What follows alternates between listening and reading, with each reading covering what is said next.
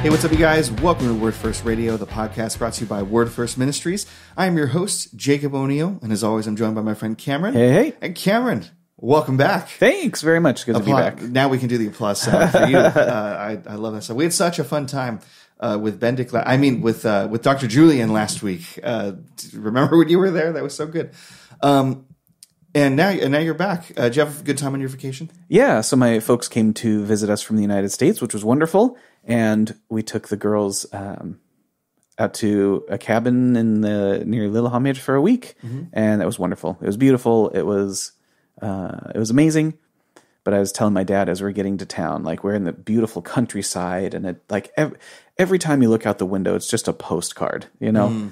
And we come back to Oslo, which is the big city, and it's has its own charm, but it's not that same sort of idyllic postcard thing. But I told him, you get from New York. Yeah, well, Oslo, as far as big cities go, is a really great one. It is, yeah. But it's not the countryside by the lake. Right. But I told him that, and this is true, that I have an experience in Oslo that I haven't had my whole life, which is no matter where I've been and how beautiful and wonderful it is, when I get back to Oslo, I have I'm home. Yeah, this is my town. I'm so glad to be back. So the vacation was really, really great and amazing, and of course I'm very happy to be back, and I'm back in my town. I feel like I'm home. So yeah, it's good.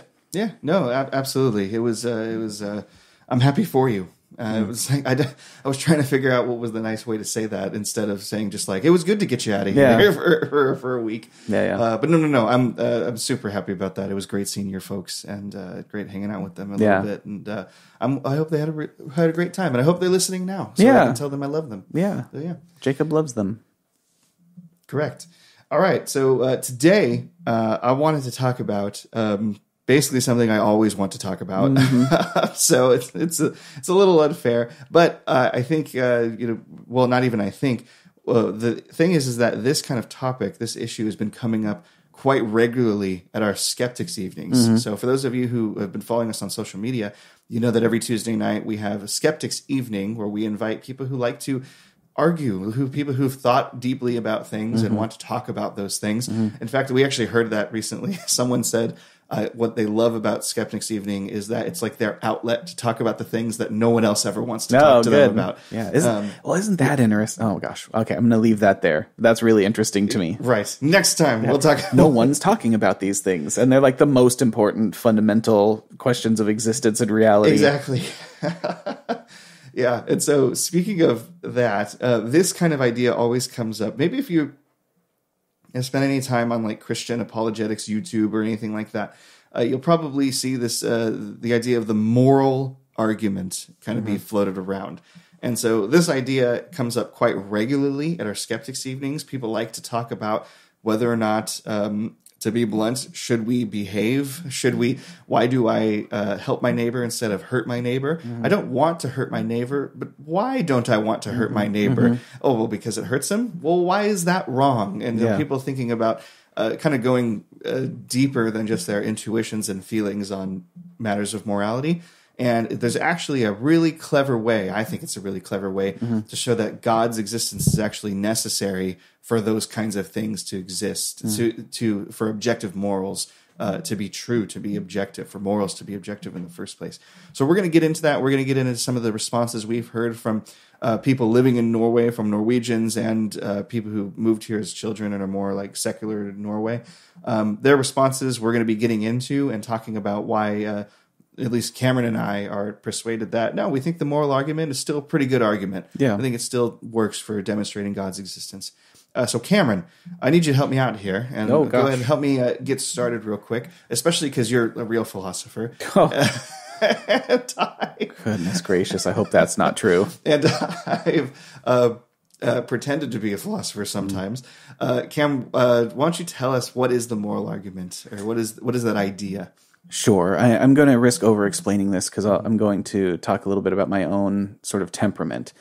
But so am I a philosopher? I don't know. But my bachelor's degree is in philosophy, and I took a master's degree in Christian apologetics from Talbot also. So I've studied this stuff a lot with like the best people in the world to study it with. So I have a pedigree to hopefully live up to, which I know that I don't, but I'll do my best. And so the idea is that there are, how do we know God exists? And there are arguments that we can marshal that whose answer is, the consequence of the argument is God exists. Right. And that's used as the rational basis for belief in God. And one of sometimes they're referred to as the X argument or the Y argument. And the truth is they're more like flavors or families of arguments. Sure. And what they purport is that there's a feature of existence or a feature of our world or a feature of our experience that is best explained by the existence of God because of God's qualities or characteristics. You're right. And one of those families of arguments you might call the moral argument or moral arguments. And I'll say that I don't use arguments like here's a premise, and here's a conclusion that follows from those two premises when evangelizing very often, because in my experience, and maybe again, it's just related to my temperament, when you say, well, let me give you an argument, people feel like you're taking them somewhere, or they resist coming along with you on the sort of rational journey that you're about to go on, right. Because they know as soon as you give an argument, the conclusion is going to be the thing that they don't believe and don't want to believe. And so that makes the conversation sometimes the context or the connotation of the conversation is combative. I don't love that. I'd rather talk about that first thing I said, where there's a feature of our experience and it's inexplicable if all that exists are some space-time dimensions and some matter and energy. Right, exactly. You have to have something else to explain this feature of our existence, which is a rational way of approaching the world. And we can talk about those things and we can spend time on what we agree on and then talk about what does that imply together. And I just like that for me, that style of conversation, I think is just more natural to me and I think is more collaborative, which is important. And I think important, especially here. Because people just aren't curious about religious things here. So if you show up and say, hey, did you know astrology is true? And start telling them about astrology and horoscopes and crystals. Like, what? I've never even considered for a minute that it might be. Right. And so I have to download this whole worldview in order to even have the conversation. Like, that's too much for people to grant. So anyways, sorry, I already told you I was going to talk too long about this. Well, that's an interesting, kind of a way to approach it, because it's kind of more like, walking up to a kid in their own like sandbox and like, okay, well, you have these tools, right? So we can use the tools that are in the sandbox itself to explain like why we should have a certain view of reality. Right. So like, morality is one of those things. It's a feature of the world.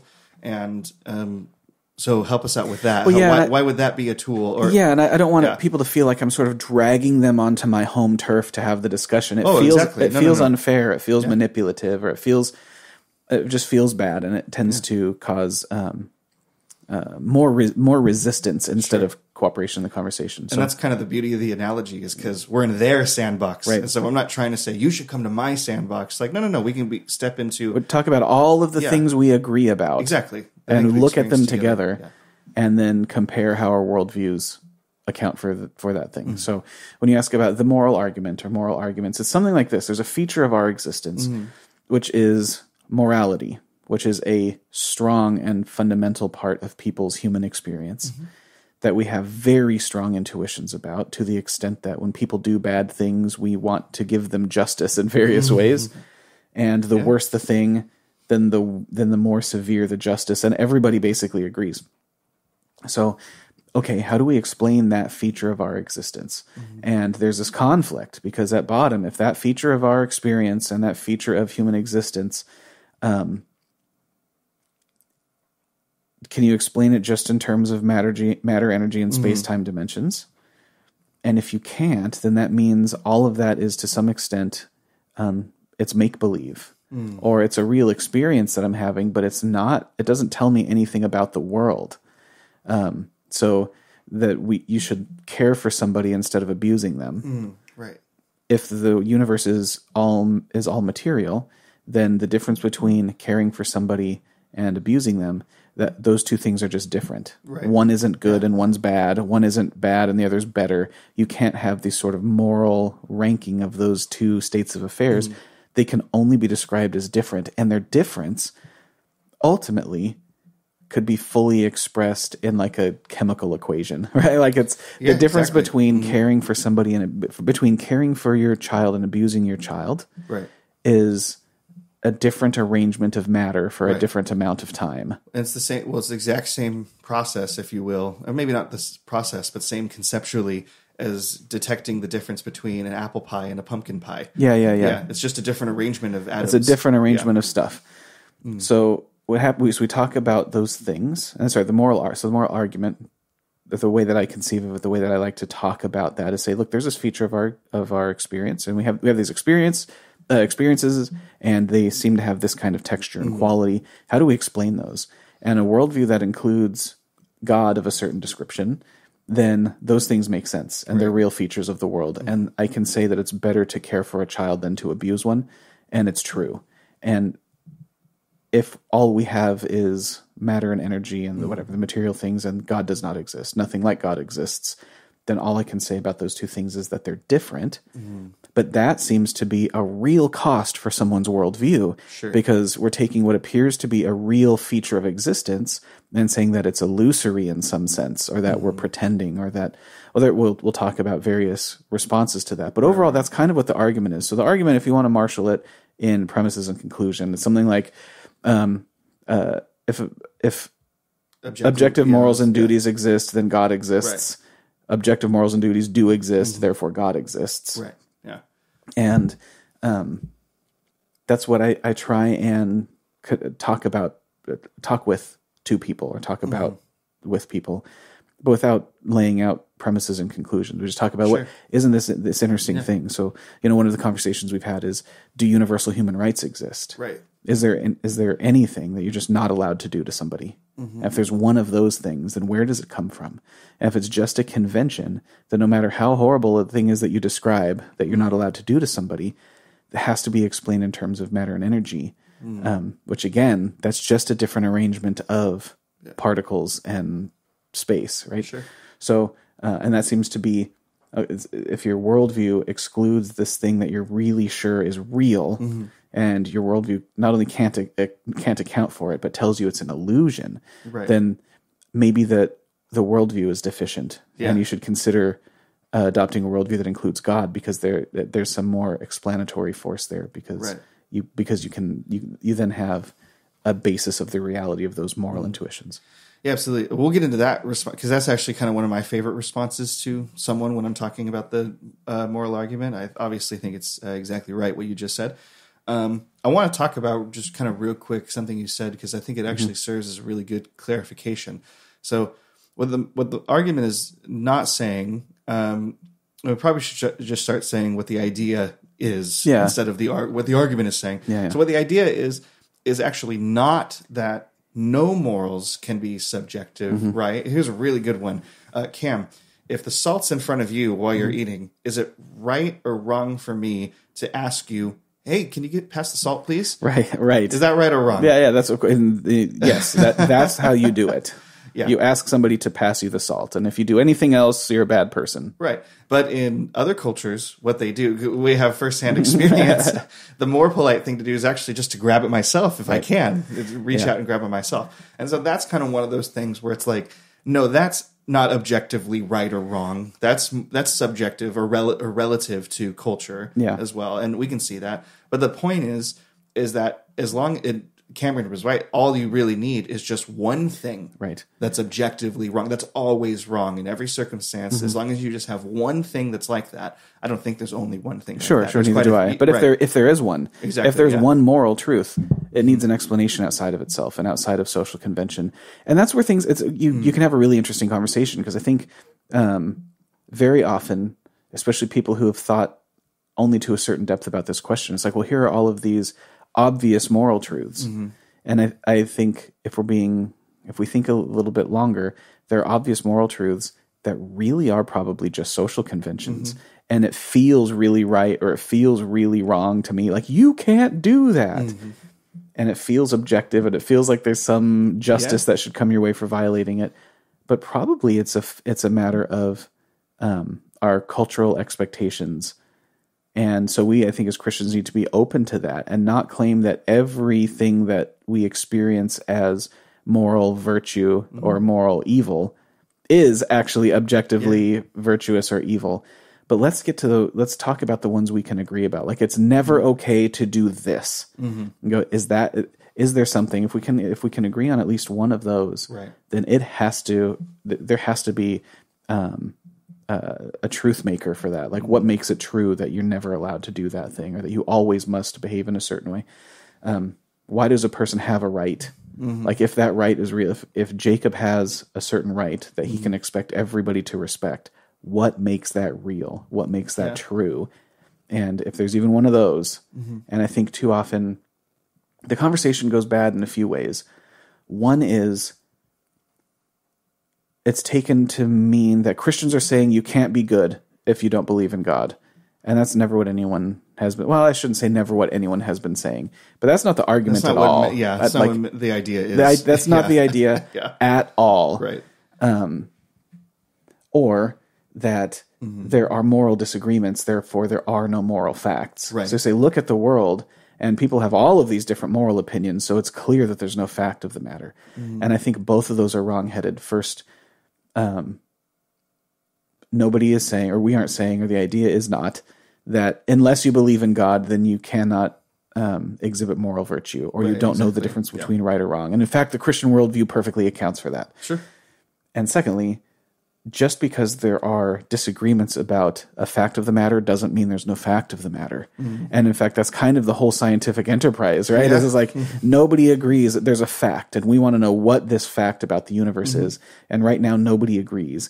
So we're doing experiments and observing things, and more experiments and more observation, and sharing our results and collaborating in a scientific process so we can get to the fact of the matter. Right. But people don't, it's not rational. It's a non sequitur to say that, well, people disagree about the fact of the matter, so that's evidence that there is no fact. And that's how people very regularly, in fact, most of the time, that's how they reason about moral truths. Right. They go, look, no two societies. I heard a sociologist say this the other day.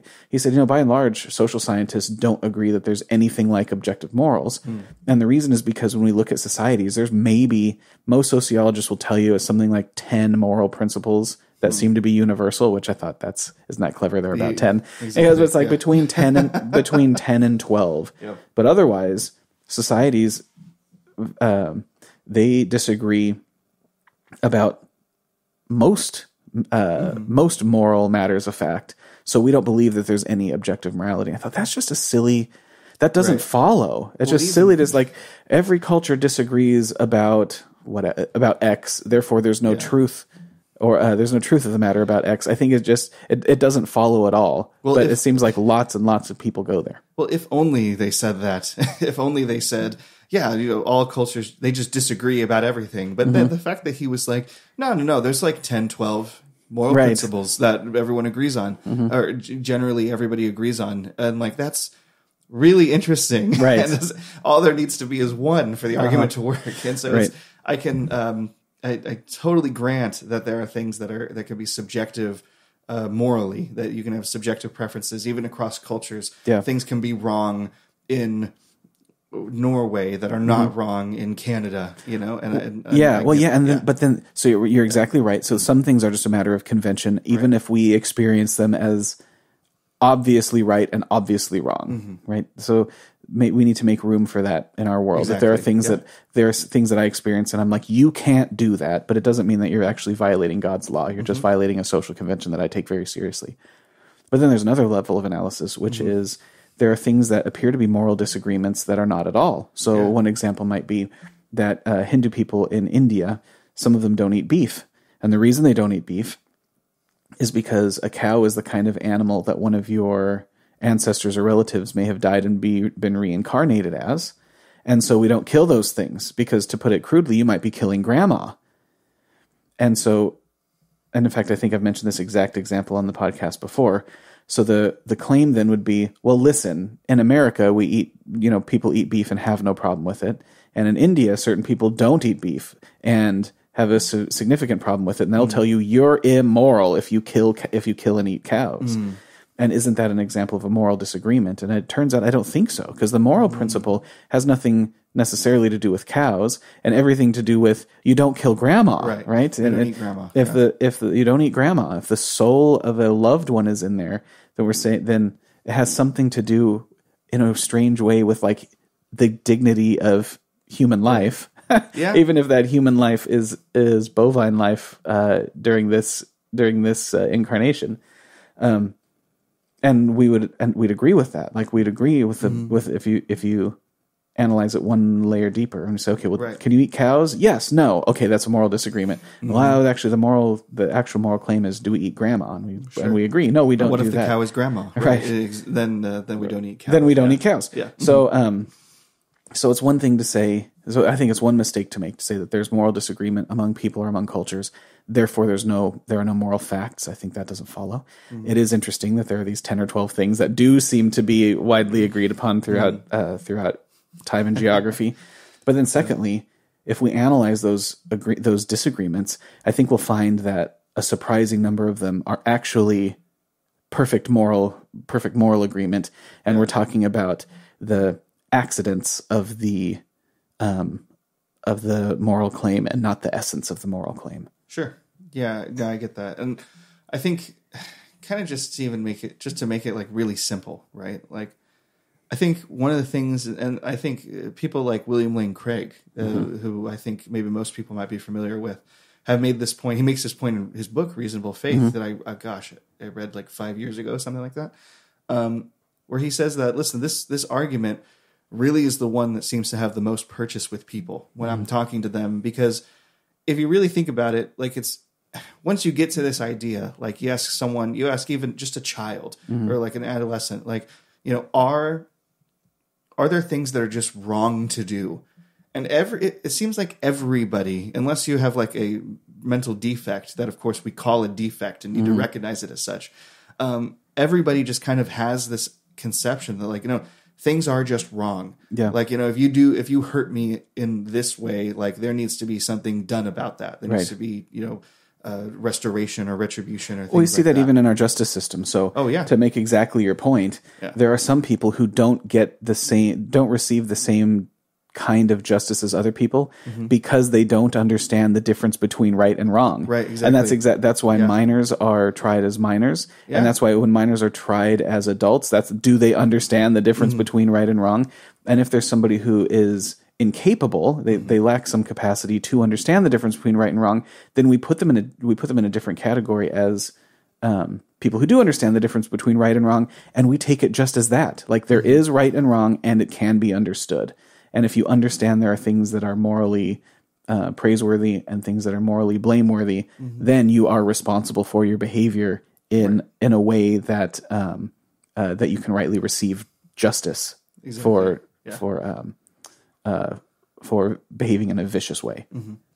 And so that's how we behave. Now let's talk about what people say when we talk about this idea with them. So we lay it out. And my kind of reaction that I get most of the time when I'm evangelizing either on the street or even at Skeptics evenings when we get to talk about it deeply is that people will agree generally that, morals are just kind of subjective. They're kind of are just like personal preference and tastes. Now, I do need to say, because if depending on who hears this one day, someone's going to say it. So let me just say it real quick. I recognize that there are lots of atheist philosophers who are atheists. They don't believe in God, who defend objective morality. They've got these different models that they use to try and defend how morals can be objective. The ones that I've heard, I don't think work necessarily. But we're not going to respond to those in this video. Right. Okay. So we're specifically not going to. We're going to respond to people we talk to on the streets or at our Skeptics evenings, and how we would essentially share the gospel with someone we're talking to with the framing of the moral argument. Yeah. So we're talking about those people. Those are the people we're talking with. I think the other conversation is a really interesting one, but it's not one we're going to have right now. Yeah. So most people will agree morals are basically subjective. If God doesn't exist, morals are subjective. And most people that I talk to in that conversation are willing to bite the bullet on that and just say like, they are subjective. Do you agree? Do you think that's generally right, Cam? I think that's far and away the dominant position. And it's fun, like, when we were in Bergen, I talked to a lot of, we were posted up in the law school while we were there for a week. Yes. And I talked to a lot of law students about that. Like, where do you, that you're studying international law. Right. So it means that there's a law to which all nations are subject. Yeah. I can talk. So all people in all nations are subject. Where does that idea come from? Like, what does that even mean? What does that look like? And what is this basis? So, law at bottom has to do with something like universal human rights or human dignity. And okay, where do we get that? And it's something that it's really interesting. It's something I think basically everybody takes for granted, and people are they're insufficiently curious about where that comes from. Right. That's a really important question. But like all of our culture and society depend on this idea that there are these rights that humans have, and that it is immoral to violate them. And then, so I think that is really common. And then to answer your question directly, I think most people, so are morals true or false? Like, well, no, they're ideas, and they're invented by society, and it's how societies get things to work. There are better and worse ways to run a civilization, and there's a social contract, and we all sort of more or less agree, either tacitly or explicitly, that we're going to behave in a certain way, because if everyone went around raping and murdering each other, then we'd have a really bad, our neighborhood would like be really awful. Sure. And that it tends to be kind of the end of the discussion. Like, that's as deeply, that's as thoroughly, I'll say, as most people have thought about it. But I think the dominant position is there's nothing like moral facts. That morality is contained, or is restricted to cultures and societies. And cultures and societies have disagreements with one another about that. But there is no fact of the matter. There are no moral truths. They're just the things that I feel happy and yucky about, and better and worse ways to run civilization. Right.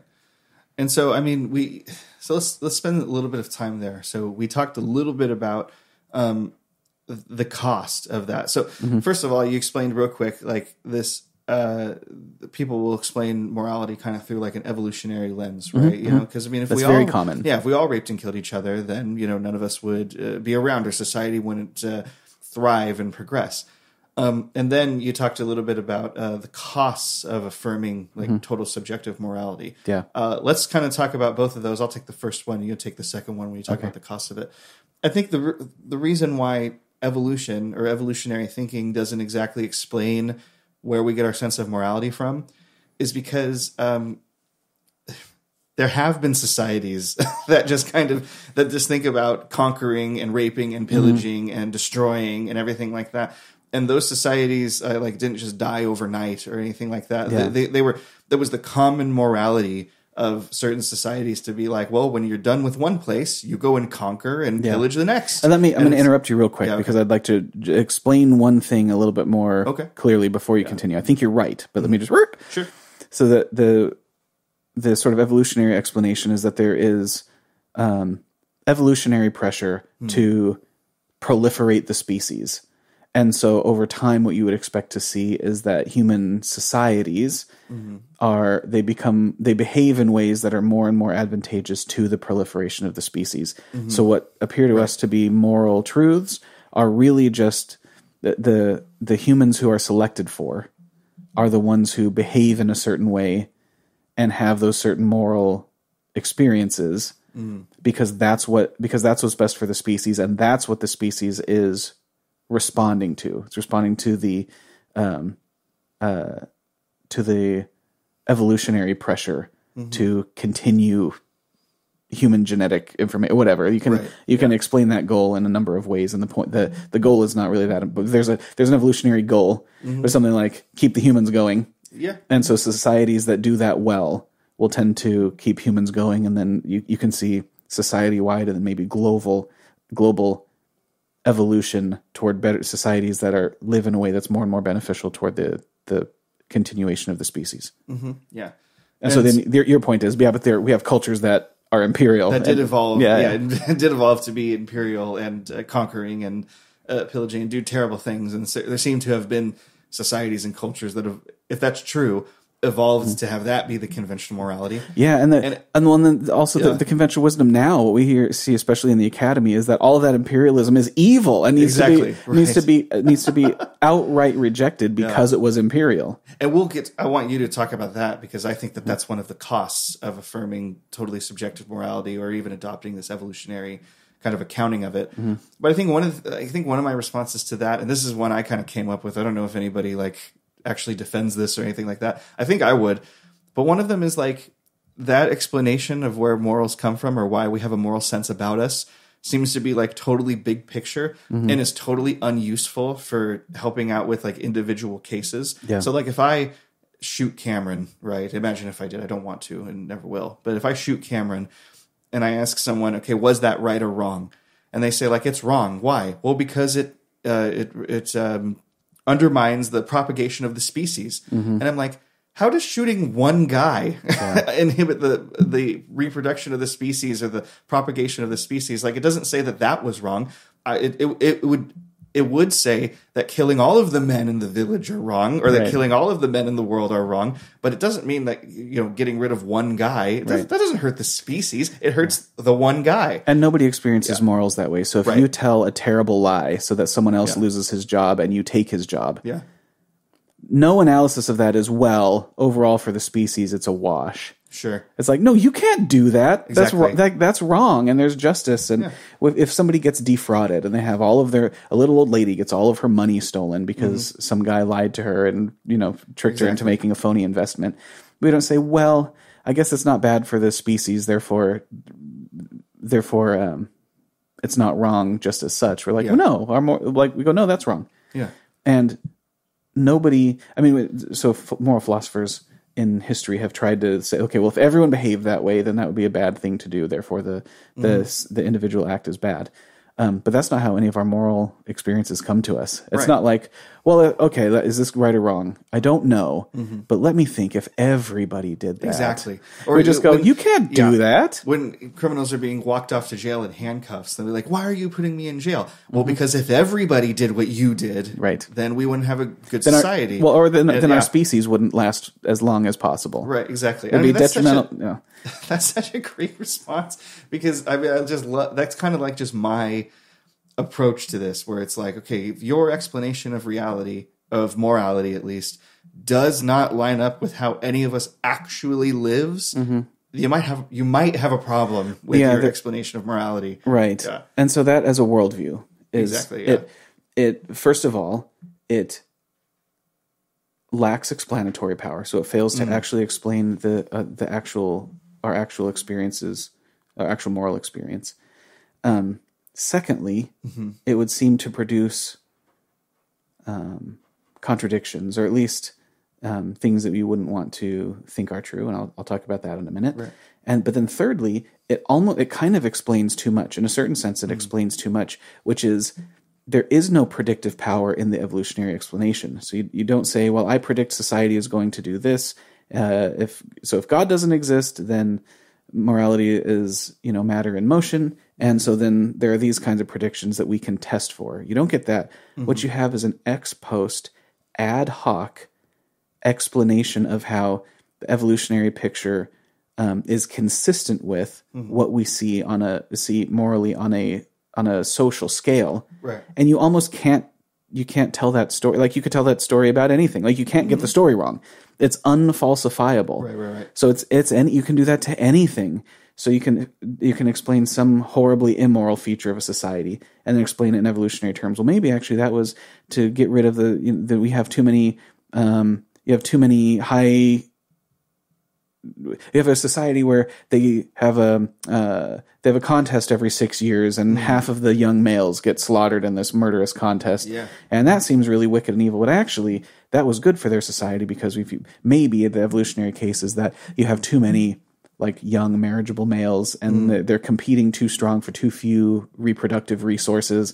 But there's just no way to get the story wrong. It's Right, unfalsifiable. So here are the problems. First of all, the evolutionary explanation itself, absent God, fails to explain all of our moral experience in the way especially that you just talked about. Is it doesn't explain actually the content of our moral intuitions, and it doesn't explain individual moral actions. You have to you have to zoom out and stay at the level of a population in some sense. Right. Thirdly, it explains too much in the way that I just said, which is you kind of can't get the answer wrong. Yeah, exactly. And secondly, it leads to some consequences that I think we wouldn't want to embrace. So, for example, if social moral values can be explained in terms of evolutionary pressure, then we'd have to say that in any population, we have more or less the correct number of serial killers, psychopaths, rapists, torturers, abusers, sexists, racists, all those things that as a culture we agree are immoral.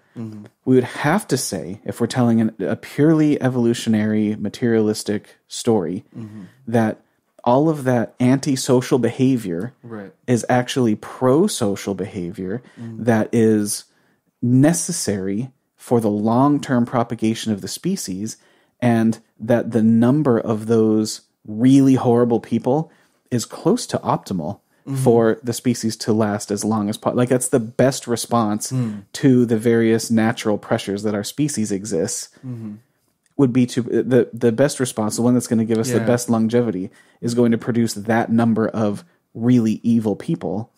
But that seems to be a real big jagged pill to swallow. Sure. And again, it doesn't jibe with our moral intuition that those people each of those people has done something wrong as an individual and deserves justice as an individual. We don't say, well, okay, but there's probably an optimum number of murderers in society, and maybe if we get the right software, we get we get the smart enough bean counter. Can figure out about what optimal is, and anything that goes above that we give justice to, and if it's below that, then we need to make sure so that we get some more murderers in our society.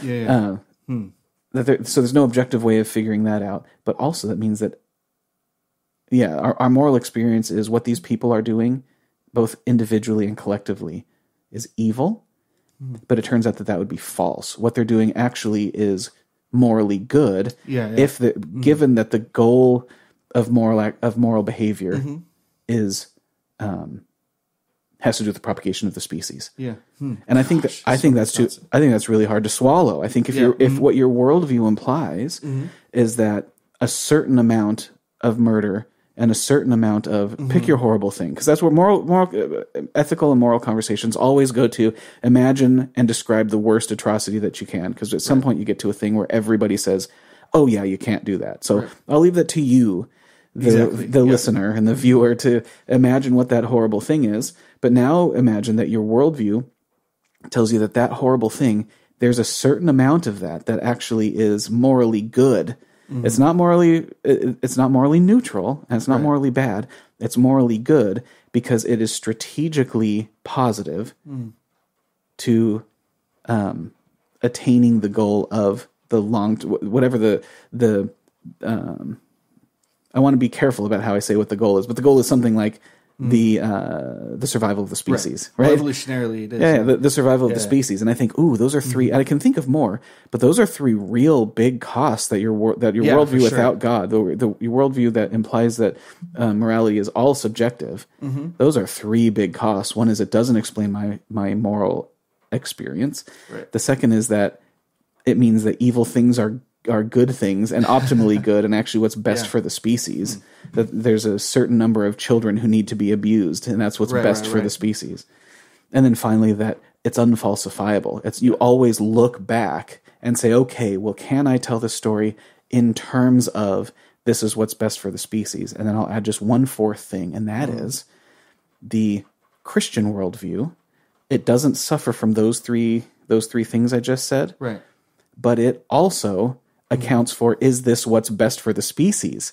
So if what the evolutionary, purely material model has going for it is you can tell a story in which it's best that the species will tend to flourish when behaving in a moral way, because behaving morally just is what tends to cause a species to flourish.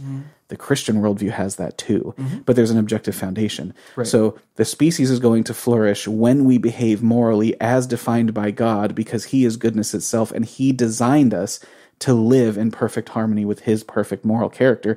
So we would expect, as morality improves, human flourishing also would improve. So to the extent that the first worldview that excludes God is explanatory at all, Right. the Christian worldview has that same explanatory power and more, and none of those, none of the deficits that I've been talking about.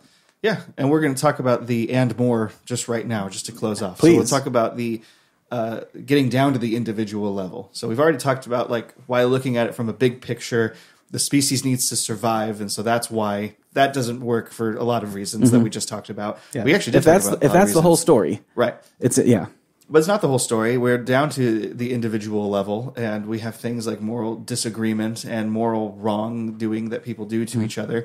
And what are some of the costs, like, what are some of the costs of total subjective morality between human beings? I'll give you a really big one. You can never say that anyone else, what they did was wrong. I think that's a big cost, because I know two things about the world. My experience of life tells me two things. People have done wrong things to me, and I have done wrong things to other people. Yeah. And that is, but not if it's totally subjective.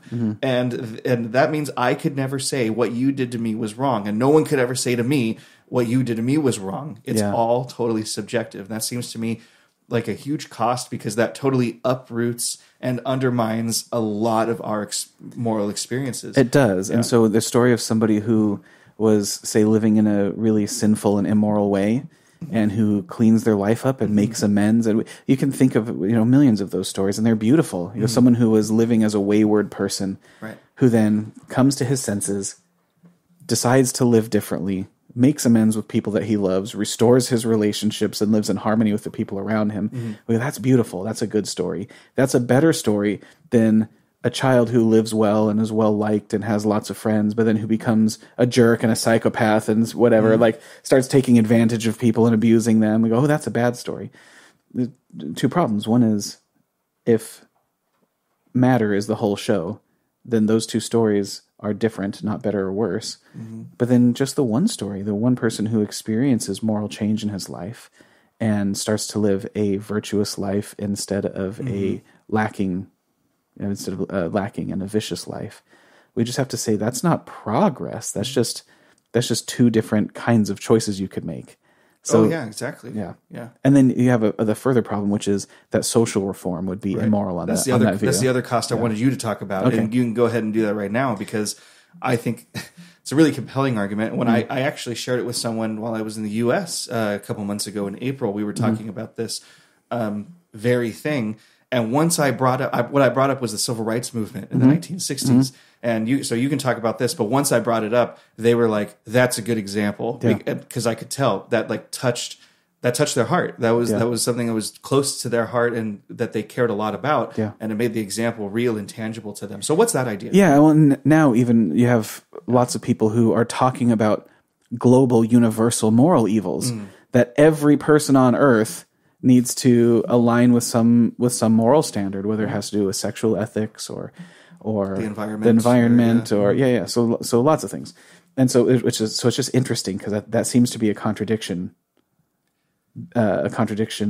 with the worldview where morality is subjective. It is a contradiction. It is, yeah. And that's why it seems to be that. Right. But the problem, the specific one you're talking about with moral reform, is that if society has agreed on what is moral and immoral, then to disagree with society is to behave immorally. Right. And so, but we look at our society and we see things that everybody needs to do better. So an example that you gave was the civil rights movement in the United States. And it's like, oh my goodness. I mean, I learned that I'm a little bit older, a little bit younger than the civil rights movement. So I didn't before your time. It's before my time. I didn't experience any of it, but I was alive close enough to it that the way we learned about it in school, I mean, it was in the experience of all of my teachers. My teachers, my parents, they all lived through it, and they could speak about it with first person experience. And the experience was always like, we learned that culture was mistreating all of these people for a totally irrelevant reason. Now, I don't think we should mistreat people anyways, but we can, like, these people were being treated unjustly, and it's important that as a society we did better. Right. And so there was sweeping legal change.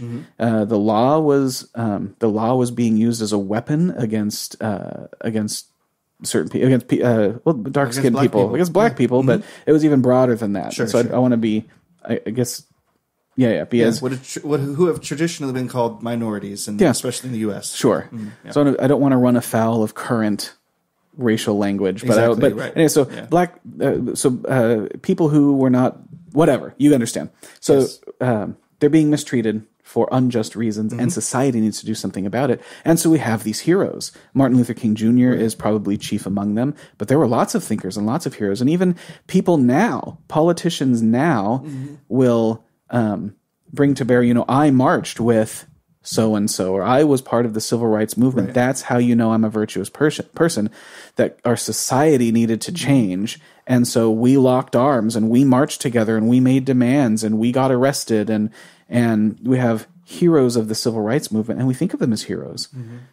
But if morality is defined by our society or is defined at a social scale, then what they did was definitionally immoral. Right, exactly. And we don't think that that's the case. Right. We think that what they did was a good thing, and that it was moral progress, and not ask anybody why the civil rights movement was good, and none of them, 0 out of a million, will say, "Oh, because our species is going to last longer now." Exactly. Yeah. Right. None of them will say, well, because like the majority at the time, or that like a significant amount of people at the time thought that it was good, so that's why it was good. We have people like Mother Teresa, who's who's doing things no one else in the society is willing to do, and she's the only one standing against the society, and we see her as doing a virtuous thing, even if no one agrees. Or there's a photo that's been going around forever. You'll see it pop up online from time to time.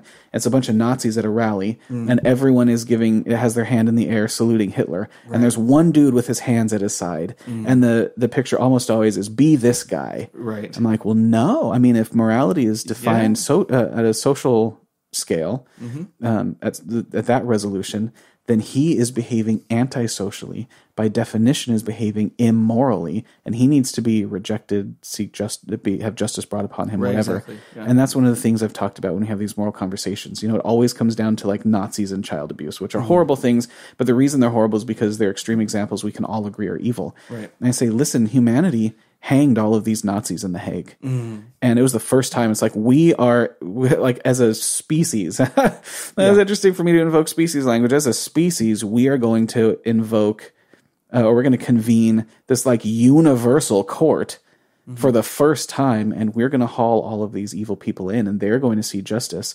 And the reasoning all the time was, listen, we were doing what we were told. They called it the Nuremberg defense. We were doing what we were told. We were just obeying orders. Right. And this was the law of the land. Like, who are you to impose your external moral conscience or your external standards on us? We're a different society with our own rules. Stay out of it. But the reasoning was, no. There's a higher standard that you violated. And any society that decides to do what you just did is in violation of a more universal moral principles. And that's how that's how we receive and experience that whole moral happening. I ran out of words. But that whole thing was no. You did something really bad, and it doesn't matter that it was the law of the land. There's no law you can pass that makes those things okay, and that you should survive justice. Sure. All right. Well, so we need to close up with one last thing, actually, because I imagine somebody listening to this. God bless you, first of all, if you made it to this point. God bless you for listening to this. But I imagine somebody listening to this at this point and then asking, like, okay, let's say I agree with everything you guys just said in like the last 40 minutes or something, and but how do you get to God from this? So, okay, I agree with everything you said, but how does God solve the problem? It's unfortunate this has to be like the quick. It's the quick part of the video. But I'll go ahead and just give my perspective, and then Cam can come and clean up anything I said that was wrong. Oh gosh, okay. But the reason why, where God comes into the picture, is that a being like God, specifically a being like the Christian God, seems to be the best foundation for explaining our moral experience, basically. So if God exists, what you have is a moral standard that we're all accountable to, or at the very least that you have someone or something that can give us the right information about the moral standard that exists that we need to live up to.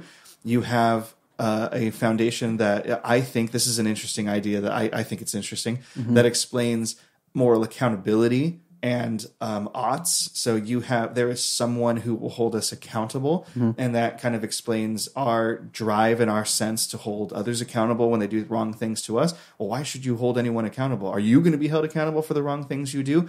We have this sense that people ought to be held accountable for that. I think that makes sense if there's a God, that if God exists, that it's true that we are going to be held accountable to it.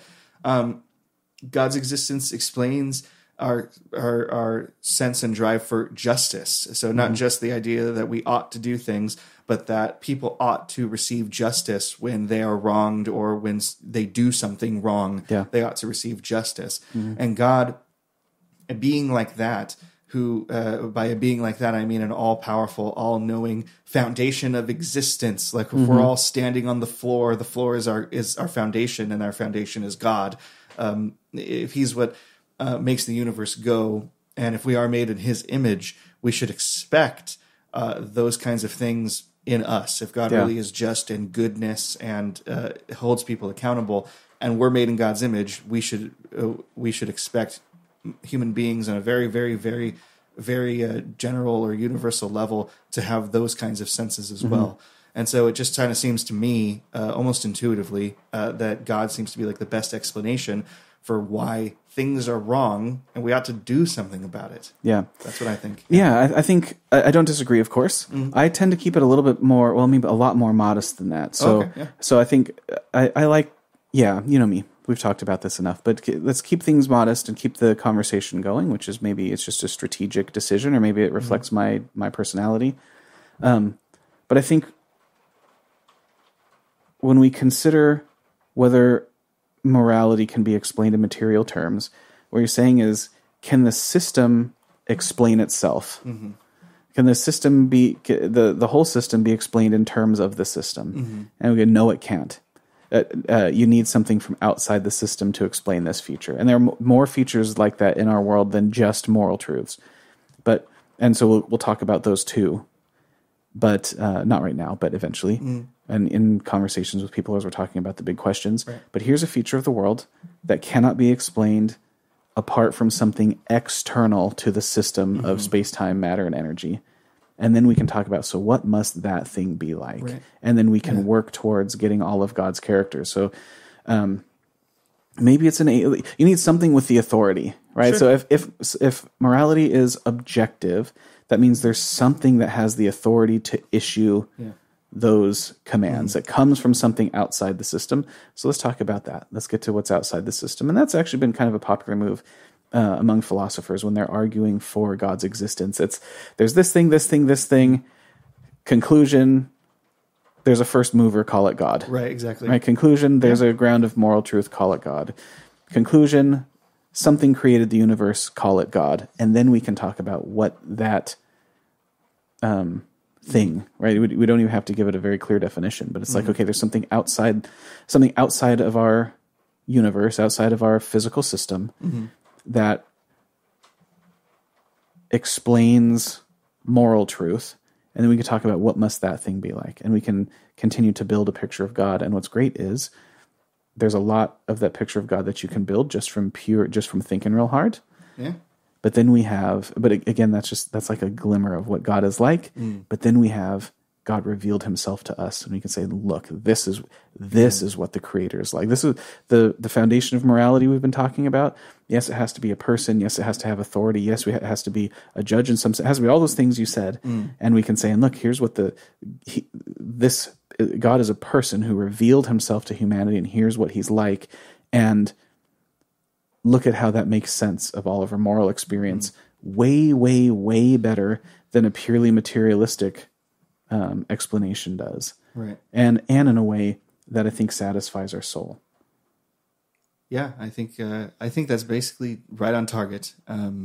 Yeah, that was really good. I'm not even going to add anything to that. So you, listening, the viewer at home. Oh, good. I thought you meant me. No, not you. Not you. Y'all. Y'all. Data. Where does it come from? What's the best explanation for morality? We've already talked about all the terrible ways that purely materialistic explanations of morality don't work. I want to hear your responses to them if you have them. I would love to hear that. Would love to hear your responses to the points that we made up, and I would love to hear your explanation for where morals come from, because I kind of think that Cam is exactly right. It lives outside the world of purely material reality, and whatever the explanation is, as you describe it, it sounds quite a lot like God to me. Mm-hmm. So very interesting. Thank you so much for listening, and we'll see you again next week. God bless. Thank you for listening to Word First Radio. Be sure to like, subscribe, and check us out online at wordfirst.us. Yeah!